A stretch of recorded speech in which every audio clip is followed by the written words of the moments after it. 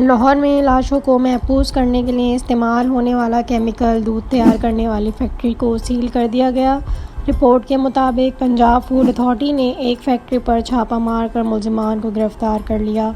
मदा अलैया और 7 दीगर साथियों ने दूध की मिकदार बढ़ाने और इसे मार्केट में सप्लाई करने के लिए ताज़ा दूध में प्रिजर्वेटिव डाले।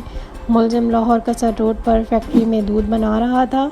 मुलजमान के बारे में बताया गया कि दूध की तैयारी में मुख्तलिफ़ केमिकल्स इस्तेमाल किए गए, जिनमें से एक लाश को महफूज करने के लिए इस्तेमाल किया जाता है। मुलजमान दूध को ख़राब होने से बचाने के लिए ये केमिकल इस्तेमाल कर रहे थे। हुक्काम ने प्लांट से 12,000 लीटर दूध और 32 लीटर केमिकल और दीगर मवाद कब्ज़े में लेकर 8 अफराद के ख़िलाफ़ मुकदमा दर्ज कर लिया है। मुलजमान मुबैना तौर पर प्लांट से रवाना 20,000 लीटर दूध तैयार करके मुकामी दुकानों को सप्लाई कर रहे थे।